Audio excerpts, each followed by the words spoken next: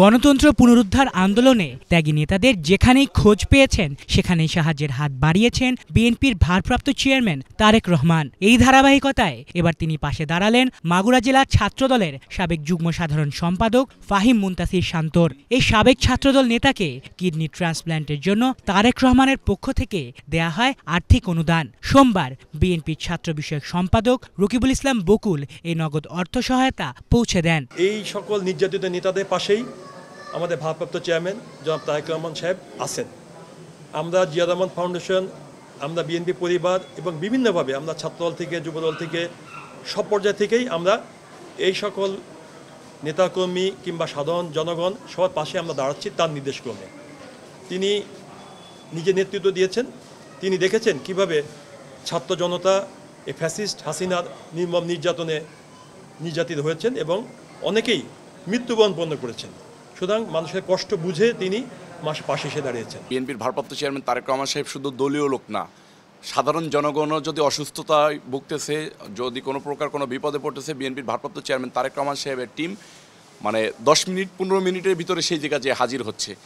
এটা হচ্ছে মানবিক নেতা বিএনপির ভারপ্রাপ্ত চেয়ারম্যান তারেক রহমান। বিএনপির ভারপ্রাপ্ত চেয়ারম্যান তারেক রহমান সাহেব মনেই করে যে এই দলটা আমাদের, এই দলটা জনগণের, এই দল বেঁচে আছে জনগণের ভালোবাসায়, জনগণের সমর্থন নিয়ে এই দল বেঁচে আছে। বিএনপির ভারপ্রাপ্ত চেয়ারম্যান তারেক রহমান সাহেব বাংলাদেশের সবচেয়ে জনপ্রিয় দল বিএনপি লিড করতেছেন, বিএনপির প্রতিনিধিত্ব করতেছেন। বিএনপির ভারপ্রাপ্ত চেয়ারম্যান তারেক রহমান সাহেব মনেই করেন যে বাংলাদেশের 18 কোটি মানুষ আমার দিকে তাকিয়ে আছে, 18 কোটি মানুষের দেখভাল করার জন্য আমার সর্বোচ্চ চেষ্টা করে যেতে হবে। তবে দলের বাইরেও বিভিন্ন বিপদগ্রস্ত মানুষের দিকে প্রতিনিয়ত মানবিকতার হাত বাড়িয়ে দিচ্ছেন তারেক রহমান। এ কারণেই তিনি লাল সবুজের দেশের কোটি মানুষের আস্থার প্রতীক। এটি আপনি ঠিকই বলেছেন যে শুধু আমাদের দলীয় নেতাকর্মীরা নয়, বরং বাংলাদেশের যে কোনো নাগরিক যারা পেশিবাদের বিপক্ষে শক্ত অবস্থান গ্রহণ করেছে বা যে কোনো সাধারণ নাগরিকও বটে, যে আমাদের দলের ভারপ্রাপ্ত চেয়ারম্যান যখনই নজরে এসেছে যে কারো আর্থিক সহযোগিতার দরকার, উনি ওনার জায়গা থেকে, ওনার যতটুকু সামর্থ্য রয়েছে সেটি আমাদের দলের পক্ষ থেকে, ওনার জায়গা থেকে তিনি কিন্তু সহযোগিতা করছেন। এবং আপনি দেখেছেন জুলাই এবং আগস্টের এই অভ্যুত্থানে অনেকে দৃষ্টিশক্তি হারিয়েছেন। একদম 4,000-এরও বেশি ছাত্র জনতা তাদের একটি দীর্ঘমেয়াদী চিকিৎসার বিষয়ে পলিসি নির্ধারণ এবং পুনর্বাসনের বিষয়ে ইতিমধ্যে কাজ চলছে এবং অনেককে ইতিমধ্যে আর্থিক সহযোগিতা করিয়েছে, সেটি গণমাধ্যমে প্রকাশিত হয়েছে। এটি আমাদের দুইটি আসলে আমাদের সংগঠন রয়েছে। আমাদের বিএনপির একটি, আপনি জানেন আমার বিএনপি পরিবার, তারা ইতিমধ্যে সারা দেশের অসংখ্য নেতাকর্মী সাধারণ মানুষকে তারা আর্থিক সহযোগিতা করছে। আরেকটি আমাদের জিয়া রহমান ফাউন্ডেশন, আপনি জানেন যে তারা দীর্ঘদিন ধরে, অনেক বছর ধরে তারা এরকম সহযোগিতা করছেন। এবং দুইটি সংগঠনের প্রধান পৃষ্ঠপোষক আমাদের দলের ভারপ্রাপ্ত চেয়ারম্যান জনাব তারেক রহমান। এছাড়াও আমাদের মূল দল থেকে আপনি জানেন সহযোগিতা করা হয়, ছাত্রদল, যুবদল, স্বেচ্ছাসেবক দল, প্রতিটি দল থেকে তিনি সহযোগিতা করেন।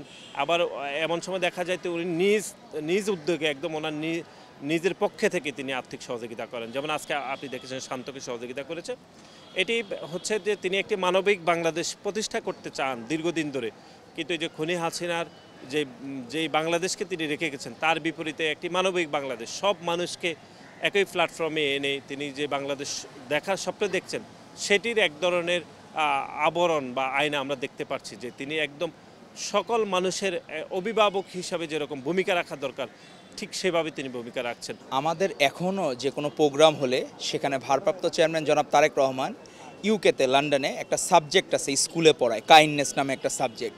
সেই মমত্ব বোধ হচ্ছে মানুষের প্রতি না, শুধু পশুর প্রতি হইতে পারে, প্রাণীর প্রতি হইতে পারে, বৃক্ষের প্রতি হইতে পারে, কোনো মাছের প্রতি হইতে পারে। এই যে কাইন্ডনেস, উনি আমাদেরকে এই শিক্ষা দিয়ে থাকেন। আমাদের যখন কোনো প্রোগ্রাম হয় তখন উনি বলে থাকেন যে লন্ডনের মতো জায়গায় বা ইউকের মতো ফার্স্ট ওয়ার্ল্ড কান্ট্রিতে তারা কাইন্ডনেস নিয়ে তারা পড়ায়। এটাতে অনুপ্রাণিত করার জন্য আমাদেরকে, আমরা যাতে শুধু মানুষ না, পশু পাখি জীব জন্তু সকলের প্রতি যাতে আমরা মমত্ববোধটা দেখাই। তো তার যে উদারতা, এটি তার বাল্যজীবন থেকেই। আজকে যদি বলা হয় উনি কখন থেকে মানুষের উপকার করেন, তিনি নাম না জানা অজানা, আমরা বলি না অনেক সময় যে বেশি সওয়াব হয় নীরবে নিবৃত্তে সেবা করলে, উনি সেই নীরবে নিবৃত্তে আজ থেকে না, শুধু অনেক আগে থেকে সেবা দিয়ে থাকেন।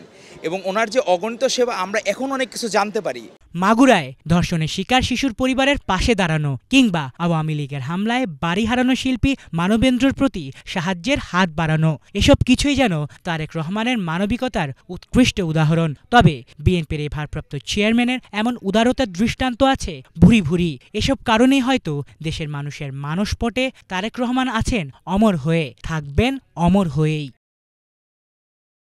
আলিফ চৌধুরী, বাংলাভিশন, ঢাকা।